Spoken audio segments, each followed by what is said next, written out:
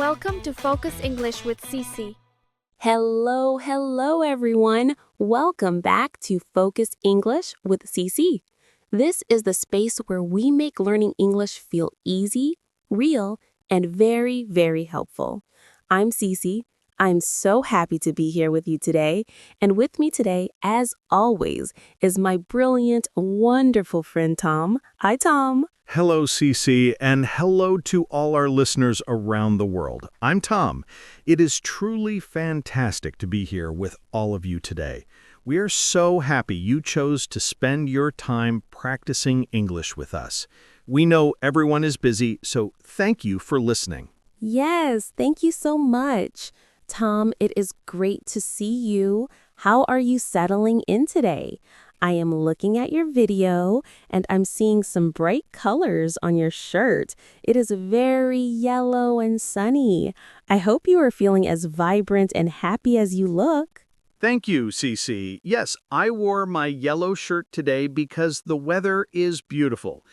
I just had a really good cup of coffee and the sun is shining outside my window. So honestly, I am feeling energetic and on top of the world. Wow, on top of the world. That is a great phrase to start with.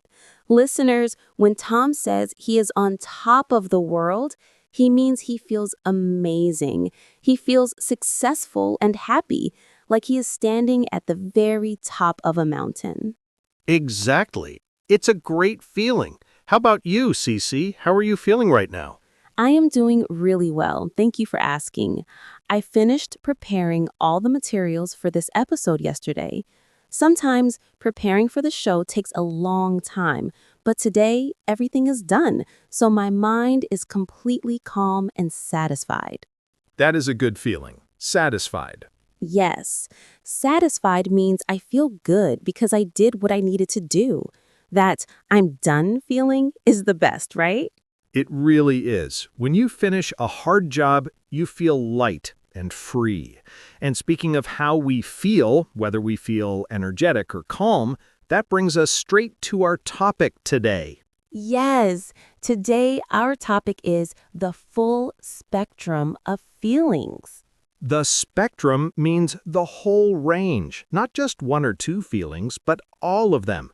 Good feelings, bad feelings, and feelings in the middle. Exactly. Today, we are learning something super important for every English speaker. How to talk about your emotions, your feelings, better than just saying, I'm fine or I'm okay. Right. Often when someone asks, "How are you?" we just say, "I'm fine." But that is a little boring, isn't it? It is very boring. We want to help you sound more natural, more honest, and connect more deeply in your conversations. We want you to tell people how you really feel. And before we dive into this fantastic, cozy topic, we have a small favor to ask. If you are enjoying this lesson, please take one quick moment right now. Please subscribe to Focus English with CC and click that like button. Yes, it helps other learners find our podcast. It helps us grow, and honestly, it makes our day. When something makes our day, it means it makes us very happy for the whole day. So please, like and subscribe. Yes, it truly helps us a lot. Thank you. Now, are you ready, Tom? I am ready. Let's get started and move past I'm okay.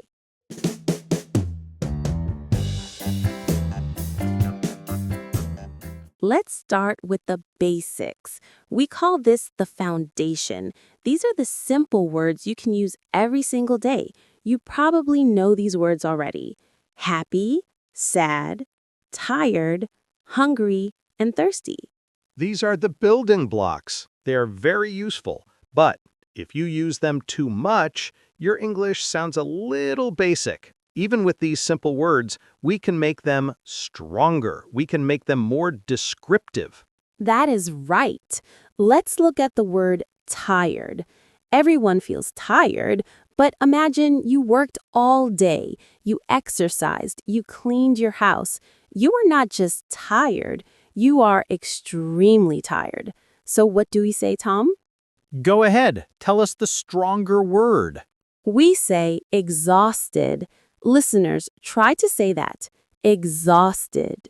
Exhausted. It sounds heavy, right? Yes, exhausted means very, very tired. It means you have zero energy left. For example, Tom, imagine you helped a friend move to a new house. Oh, moving houses is hard work. Lifting boxes, carrying tables. Exactly. So you could say, I am exhausted after moving furniture all weekend. That is a perfect example. Or if you want to use a very casual, natural phrase, maybe slang, you can use this one. I'm wiped out. Ooh, I love that one. Wiped out.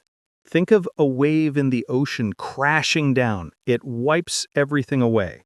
When you are wiped out, your energy is gone. That is a great image. So listeners, if you study English for 5 hours, you can say, I am wiped out. Definitely. I also use the word drained. Think of a sink or a bathtub. When you pull the plug, the water goes away. The water drains out. Yes. So when I say I feel drained, it means all my energy is gone.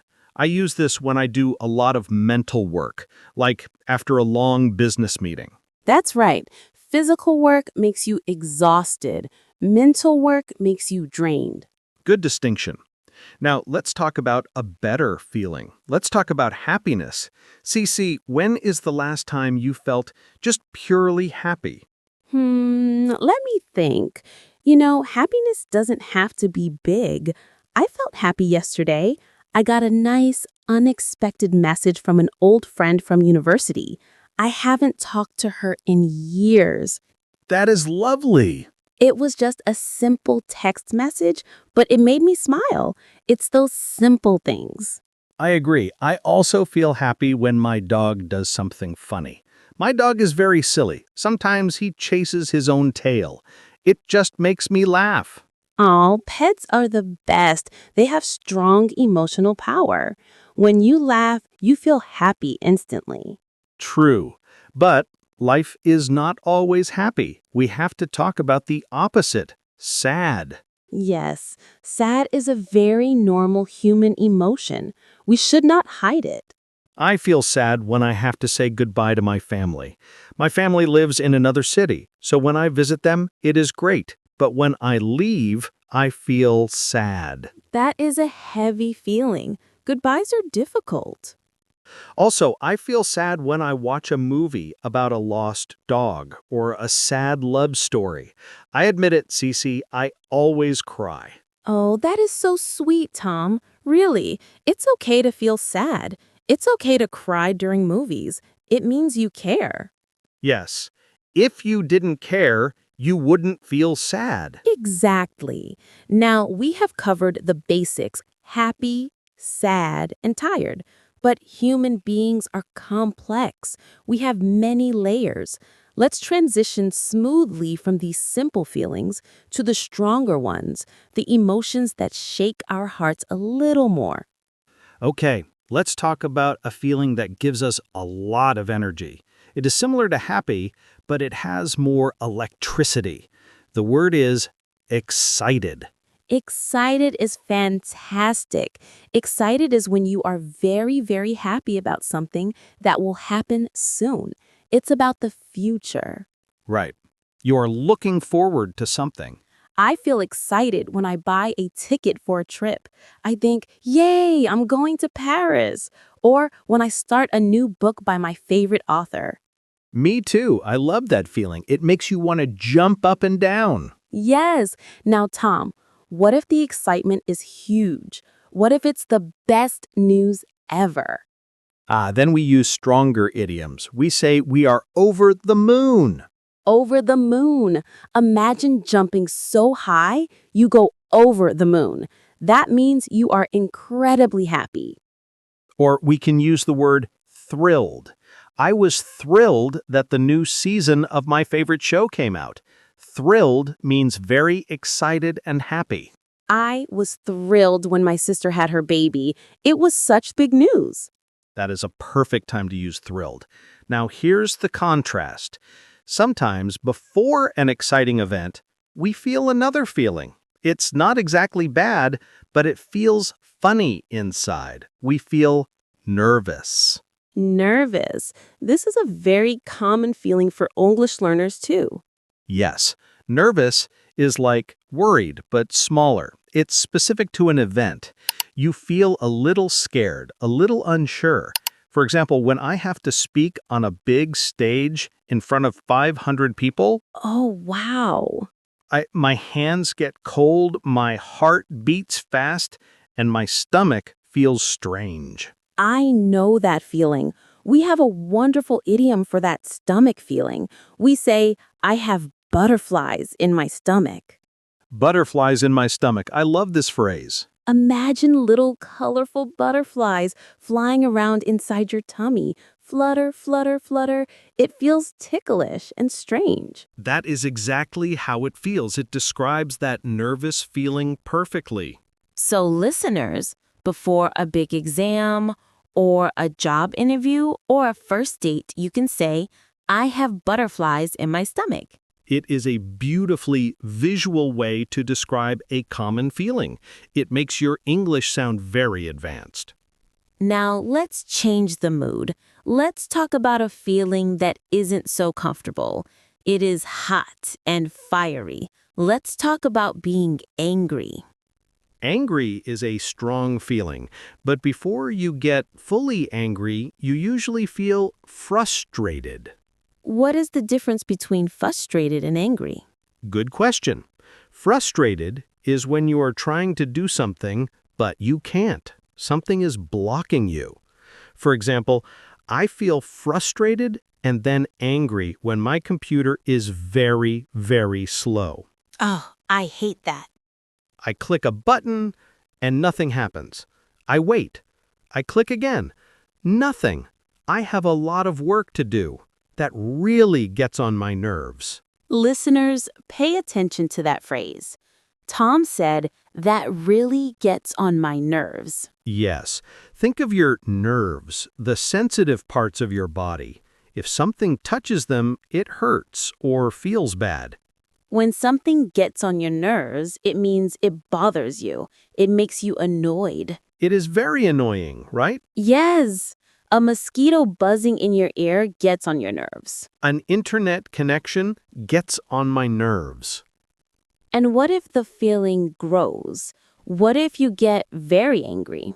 Then I might be furious. Furious. That sounds intense. It is. Furious means extreme anger. You might shout, your face might turn red. And there is one more phrase for anger that is very useful. If you've had enough of a bad situation, maybe the bad situation has been happening for a long time, you can say, I am fed up. Fed up. That is a phrasal adjective. It means you have reached your limit. You cannot take it anymore. Can you give us an example? Sure. Imagine you have a neighbor who plays loud drums every night at 2 a.m. That sounds terrible. The first night, you're annoyed. The second night, you're angry. After 1 month, you say, I am fed up with this noisy neighbor. It means you are ready for the situation to change. You are done with it. Exactly. Fed up. Use it when your patience is gone. That's it.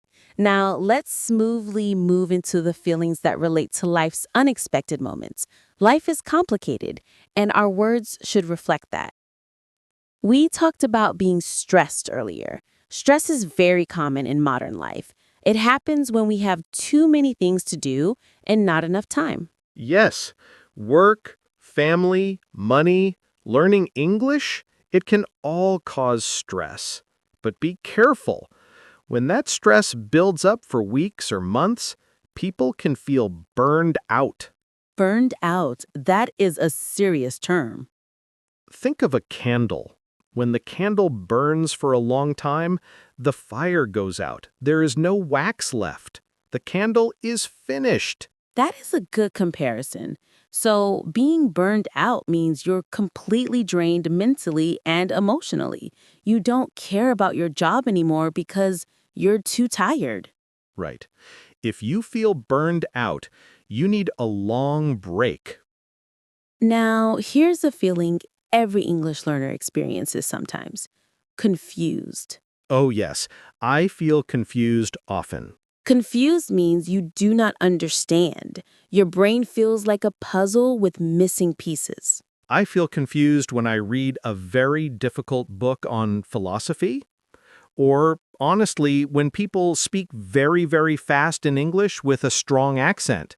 You just think, wait, what does it mean? Exactly. And it's okay to say, "I'm sorry, I'm confused. Can you explain?" That is a great sentence to learn. Now, what about waiting? Waiting is a part of life. Waiting in a long line at the supermarket or waiting for a bus that is late. How do you feel then? I feel impatient. Impatient, the opposite of patient. It means you want something to happen now, not later. Nobody likes to wait. And if I have nothing to do while waiting, if I forgot my phone or my book, I feel bored. Bored. That means you are not interested. Time feels very slow. Bored is a common feeling, but remember what we said at the beginning. It's okay. If you feel bored, that is a signal. You can call a friend, you can read a book, or, best of all, you can listen to an English podcast. Great idea. Turn boredom into learning. Now, Cece, let's tackle a slightly advanced concept. Let's talk about mixed feelings. Ooh, mixed feelings. This makes conversations feel so much more real because in real life, we often feel two things at the same time. Yes, we are rarely just happy or just sad. Usually it's a mix. So, for example, Tom, imagine you went to a great party. You danced, you ate good food, you talked to friends for 5 hours. Now you're going home. How do you feel? I'm tired, but happy. See? Two feelings. I'm exhausted, but I had a great time. It's a good kind of tired. Or here's a harder one. What about when you watch someone you love succeed, but they have to leave home? Like your child going to university in another country. Oh, that is a deep feeling. You feel sad because they're leaving, but you also feel proud. Proud means you feel good about what someone achieved. So you say, "I'm sad, but proud." Exactly. I'm proud of their achievement, but sad they're leaving. Feelings are often mixed, and it's totally okay to say both things. Now, let's talk about the feelings we have for other people. We are social creatures, after all. Good idea. Sometimes our friends have bad days. When your friend is sad or sick or lost their job, what do you say? You say, I feel sorry for them. Be careful here. I feel sorry for you does not mean I apologize. It does not mean I made a mistake. Correct. It means I feel sadness because you are sad. It means you sympathize with them. You want to help them. So if Tom loses his wallet, I say, "Oh, Tom, I'm so sorry for you. That is terrible." But if your friend gets a new job or wins a prize or gets married, then the feeling changes. Then you say, "I'm so happy for you." Happy for you. It's a wonderful, kind feeling. It means their happiness makes you happy. Now, let's talk about the unexpected. Life is full of surprises. So the feeling is surprised.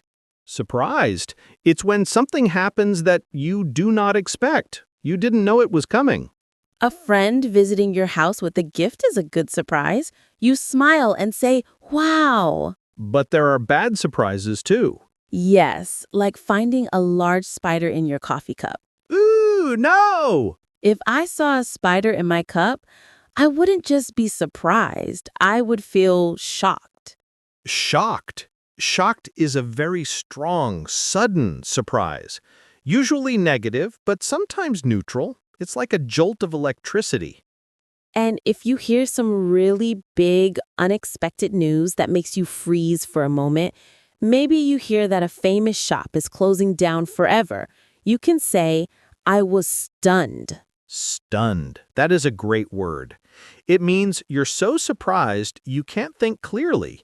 You just stare. Or you can use a common phrase. This is one of my favorites. I didn't see that coming. I love that phrase. I didn't see that coming. It means you were completely surprised.